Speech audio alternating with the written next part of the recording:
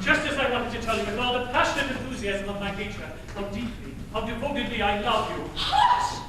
Are these the accents of a heart that truly feels? True love does not indulge in declamation. Its voice is soft, sweet, and low.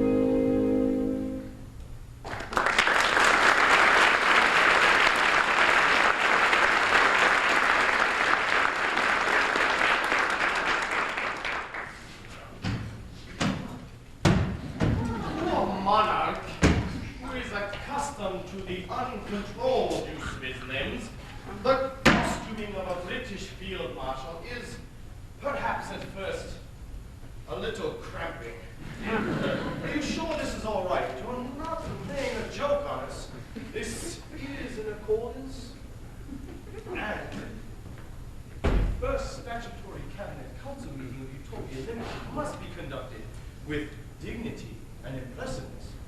Well, your hair is a bit longer than according to strict regulation it should be. Allow me to call for the court. No. We draw the line at that. No liberties with the monarch's toilette. We have placed our royal body, arms, and legs at your entire disposal. A pretty figure of fun you've made of us. But we still retain absolute control over our royal chevelure. Now then, where are the other 5 who signed the Articles of Association? Sir, they are here. Ah, gentlemen, our daughter holds her first drawing room in half an hour, and we shall have to make our half-yearly report within the interval. I am necessarily unfamiliar with the forms of an English Cabinet Council, but perhaps the Lord Chamberlain will put us in the way of doing the thing properly with due regard to the solemnity of the occasion. Certainly. Nothing simpler. Kindly bring your chairs forward. His Majesty will, of course, preside.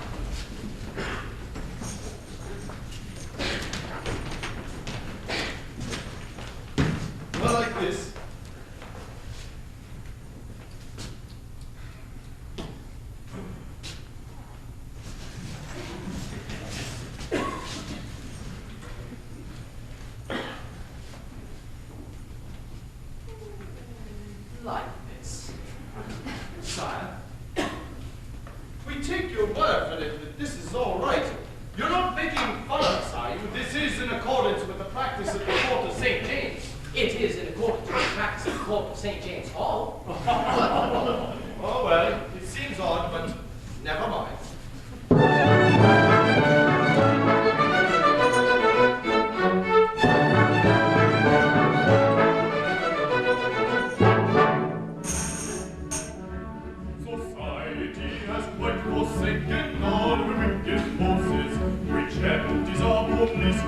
that abolishes divorces.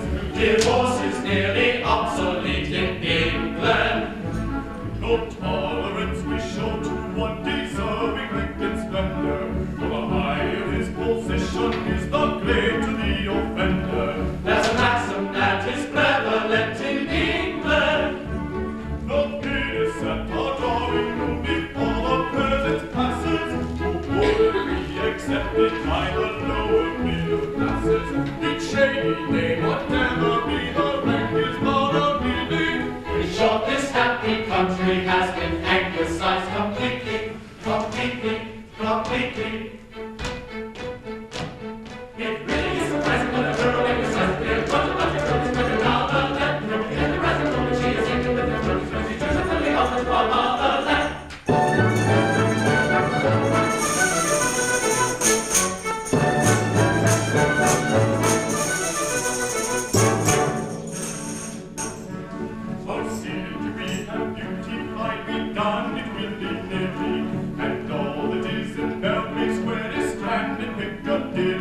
We haven't any slummeries in England.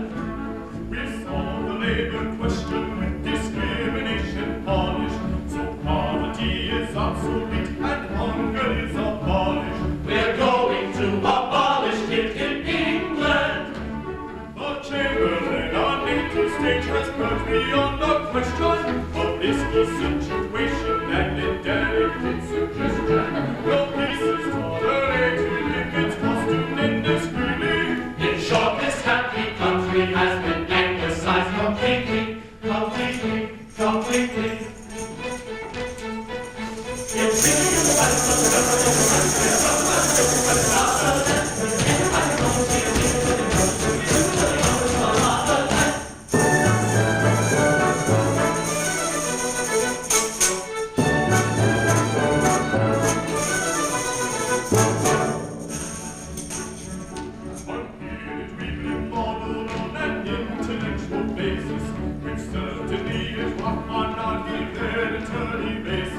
We're going to remodel it in England.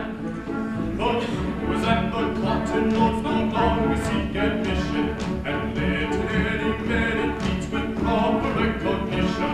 As literary merit does in England.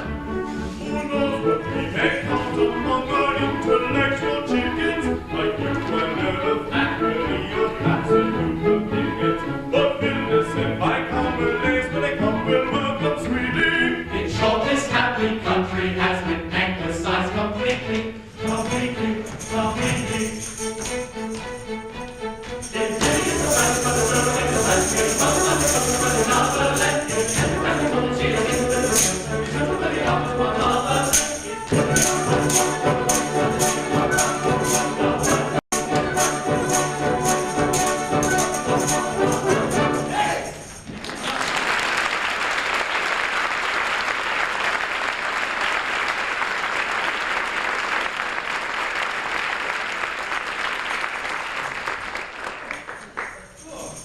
Now for our first drawing room. But where are the princesses? What an extraordinary thing it is that since European looking glasses have been supplied to the royal bedrooms, my daughters are invariably late. Your Majesty, Their Highness is not assisting with the preparations in the anteroom. Oh, well then, my Lord Chamberlain, we are ready to begin. Then, gentlemen, places if you please. His Majesty will take his place by the throne. And will be so obliging as to kiss all the debutantes. What? Must I really? Absolutely indispensable. More jam for the palace peeper. Now then, is everyone in their place?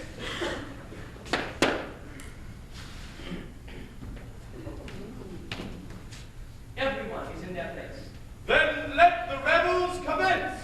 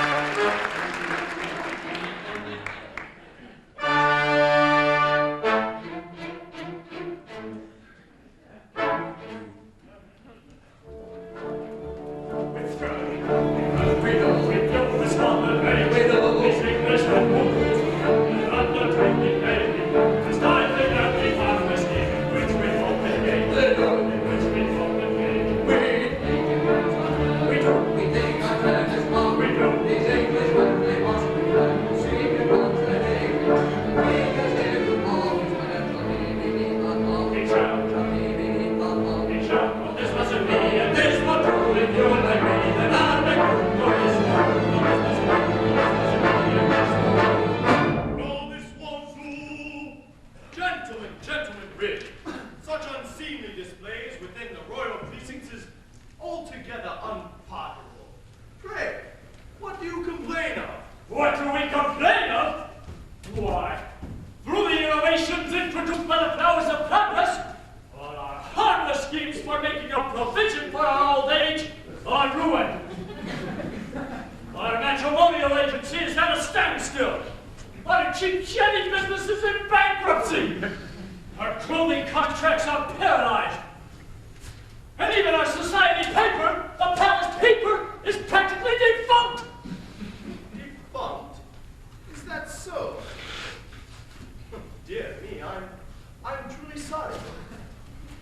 Are you aware that Sir Bailey Barr has introduced a law of libel, in which all editors of scurrilous newspapers are to be publicly flogged, as in England, and 6 of our editors have resigned in succession.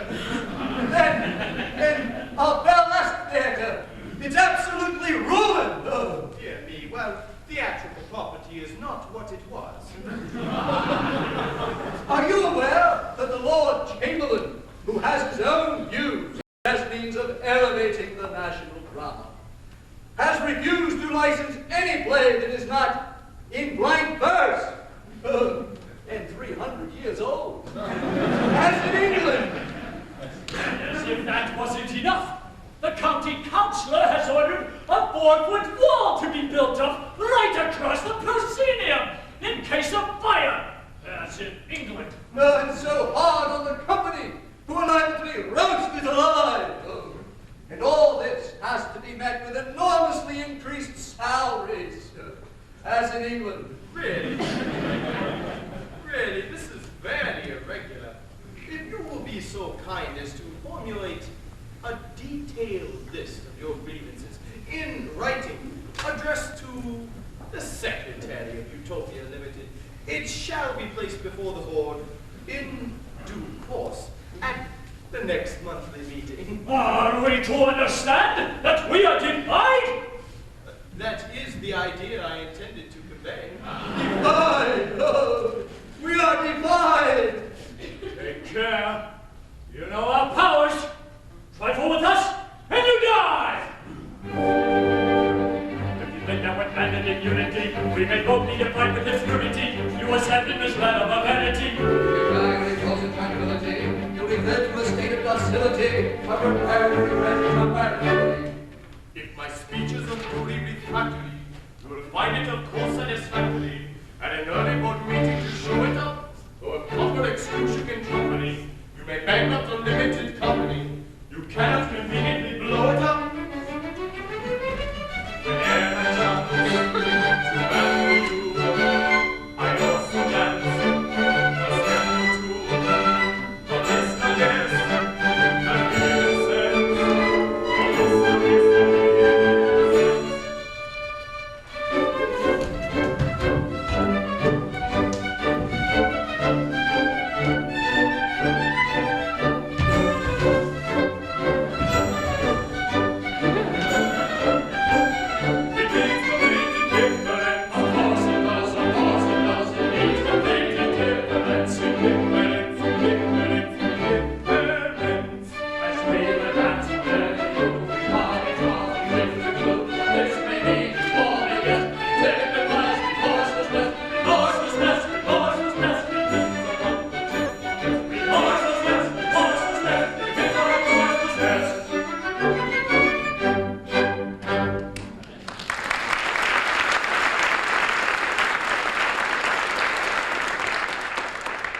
He's right.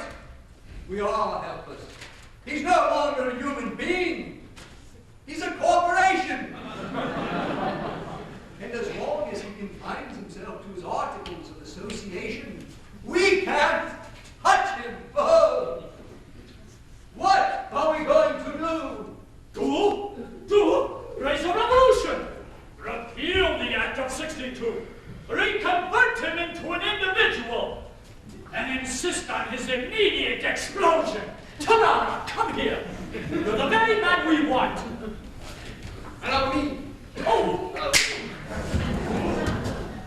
That's rude. We have no time for idle forms. You wish to succeed to the throne? Naturally. But you won't, unless you join us. The king has defied us. And as matters stand, we are helpless. So are you. We must devise a plot at once to bring the people about his ears. Of what? Yes! A plot of superhuman subtlety. Have you such a thing about you? No, I think not. There's one on my dressing table, though. Oh, wait! We must concoct one at once and put it into execution without delay. There's not a moment to spare.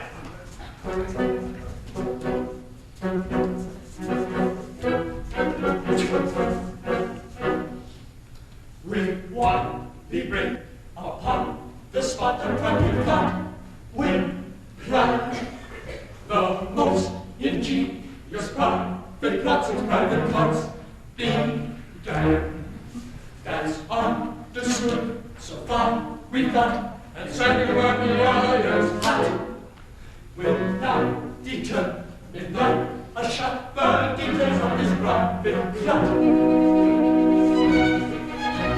I think we ought to. That's what I never heard.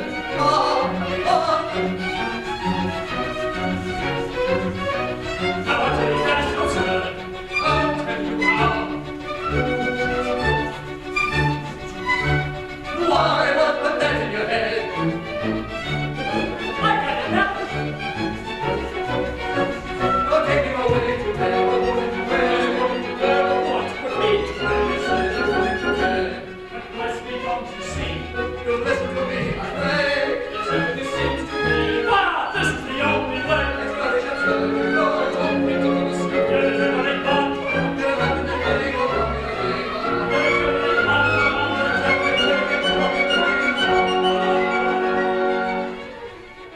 So far, we have a result.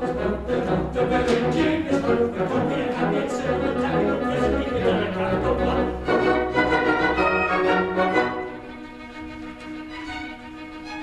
Suppose we are. Now that I think you're right, then we might all. Yes, we certainly might. I'll tell you how. We will everybody we can, then on the spot.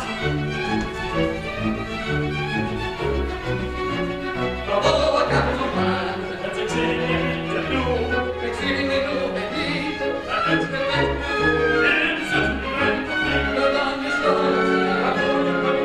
You very genius, You intellectual, you very genius, you very intellectual. And that's the capital plan we want. We won't say how, we won't say what. Say from that now, we will tell us why we get us capital plan. Say how, we won't say what. Say from that now, we will tell us why we get us capital plan.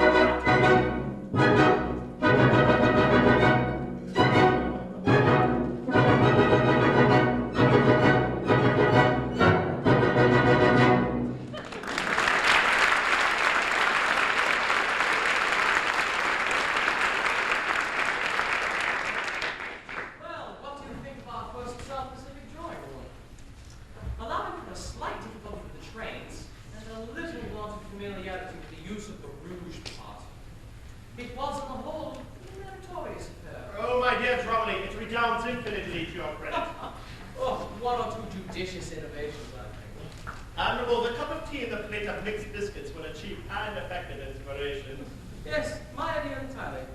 Never been done before, though. Ah, pretty young maids, the King Jung's daughters, but shy.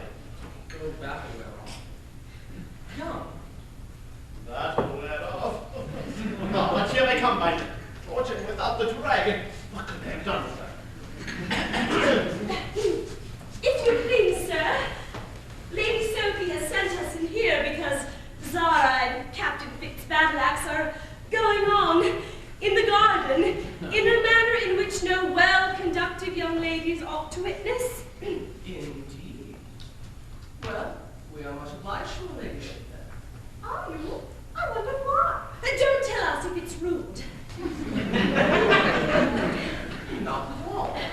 We are obliged to Lady Sophie because she has afforded us the pleasure of seeing you.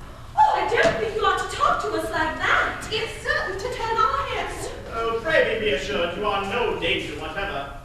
But may I ask, is this extreme delicacy, Oh, this shrinking sensitiveness, a general characteristic of Utopian young ladies?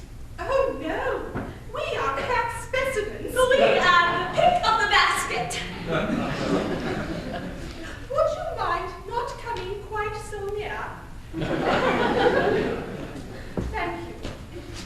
Unfortunately, most young ladies are sadly lacking in that demure propriety which is so generally admired in us. Would you stand a little further off, please? Don't look at us like that. It unsettles us, and we don't like it. At least we do like it. What's wrong? We have enjoyed the inestimable privilege of being educated by a most refined and easily shocked English lady on the very strictest English principles. Oh, but my dear young lady, Oh, don't! You mustn't. It's too affectionate. It really does unsettle us. are you really under the impression that English girls are so ridiculously demure? Why, the English girl of the highest type is the best, the most beautiful, the bravest and brightest creature that heaven has conferred upon this world of ours. She is frank, open-hearted, and fearless, and never shows in so favorable a light as when she gets her own blameless impulses. Oh, blameless.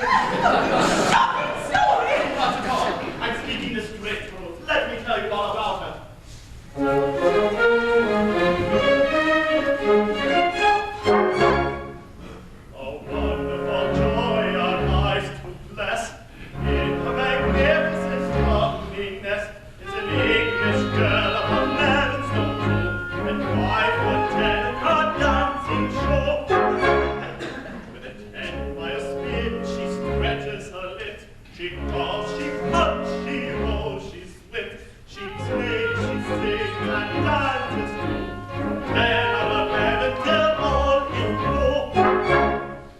And all the clock, the small hours come, Shabbat's back and seals her young. She'll walk away like a teeter on, and never go on till days are done. Such friends may share the flavors fair, her eyes are dancing, her cheeks are glowing. Down her hair, but what does she care? It's on her own and it's worth the showing. Go search for gold and search for seed and gold. Sing with me, there's no such gold and no such pearl, so bright and beautiful English girl. Her soul is sweet as the ocean air, what prudery knows no haven there. Find what hearts to knees are black, with a conscience flushed, and a darkness light. Riches of fame, contentment brings, with every good enjoyment wealthy. Light as a beautiful bird she sings, both body and mind are hale and healthy. Her eyes they thrill with bright goodwill, her heart is light as a floating feather, as pure and as bright as a mountain rim, that leaps and laughs in the Highland heather. Oh,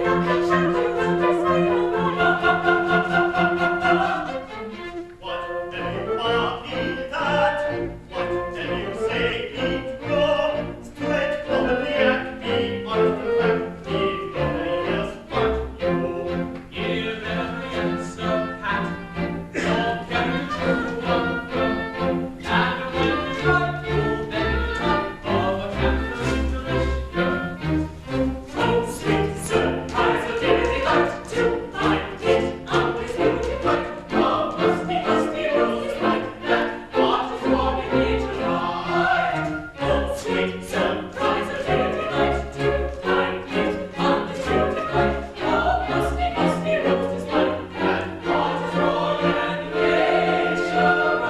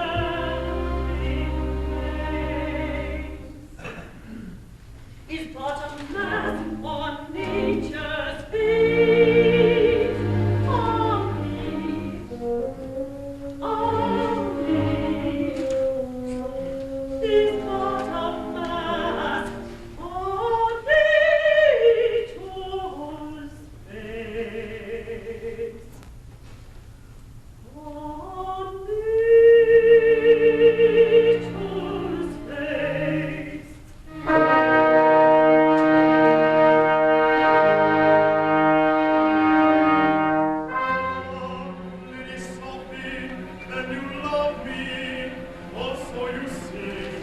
No, no, like a star that shine above me, be free. For glance through the city rooted, remain contradicted, unrecruited, the object of my aversion rooted, all seeming. Be just, the time is now at hand when truth may publish me. These paragraphs were written and contributed by me. Are you? No, no. Yes, yes, I swear, by me. I, caught in Scapio's ruthless toil, contributed the lot. And that is why you did not foil the author on the spot. And that is why I did not boil the author on the spot. I could not think why you did not boil the author on the spot. I knew very well why I didn't. On the spot. No rapture and restraint of a candid reputation for my sorrow and mistake, my convincing explanation, and longing down a road wrong, a banished in your distance, and a very long one at least is in existence, and a very long one at least is in existence. Skies are blue above, and the earth is red and bosom. For the lady of my love has accepted my proposal. For that absent note and font I have lost without assistance. And a foolish paragraph, one at least is in existence. A foolish paragraph, one at least is in existence. And thought, I gave it all, and vanished in the distance.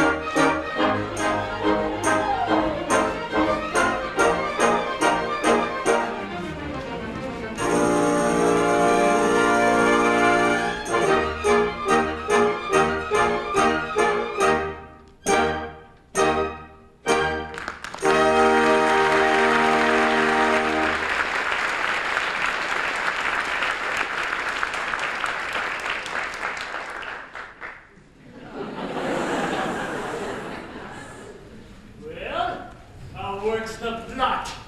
Have you done our bidding? Have you explained to the happy and contented populace the nature of their wrongs and the desperate consequences that must ensue if they are not rectified? I have explained nothing. I have done better. I have made an affidavit that what they supposed to be heaven was really unspeakable misery, and they're furious. I will not believe an affidavit. Oh, an admirable thought. They crumble.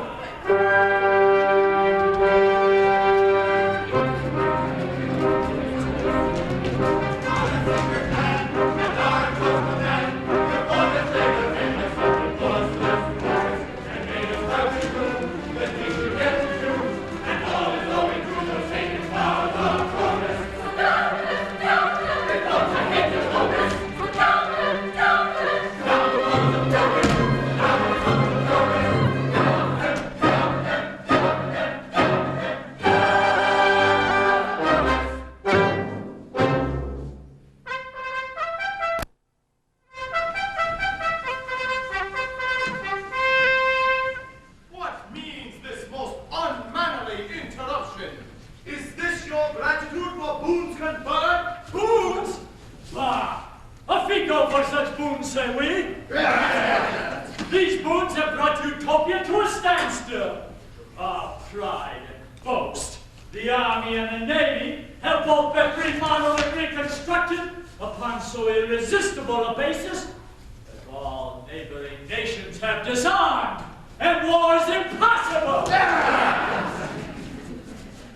Your county councilor has passed such drastic sanitary laws that all the doctors dwindle, starve, and die. Commerce is stagnant. Every man is now company limited. When he is done, declares bankruptcy, and then begins afresh. The laws remodeled by Sir Bailey Barr have quite extinguished crime and litigation. The lawyers starve.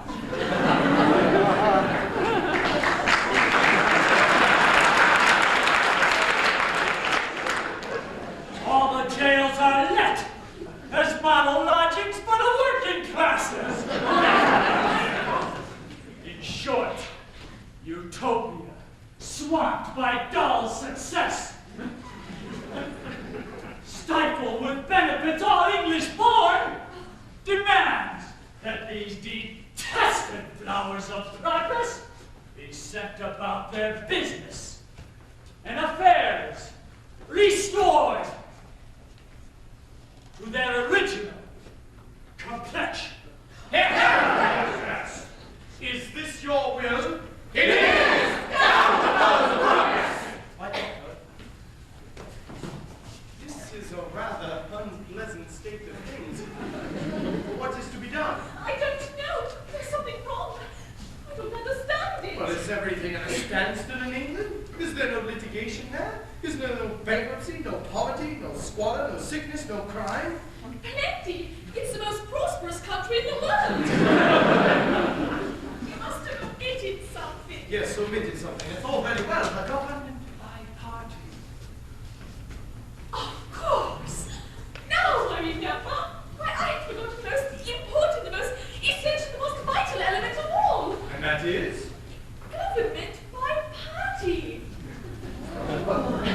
Introduce that great and glorious element at once the model and foundation of English greatness, and all will be well. No political measures will endure because one party will assuredly undo what the other party has done. Inexperience to govern your army and your navy. And no social reforms to be attempted because out of them no political capital is to be made.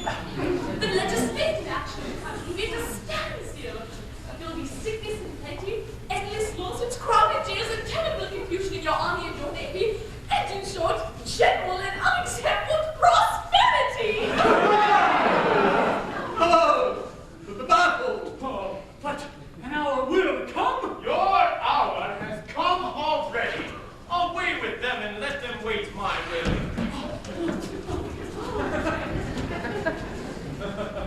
From this moment on, government by party is adopted, with all its attended blessings. Henceforward, Utopia shall no longer be a monarchy limited, but what is a great deal better, unlimited monarchy.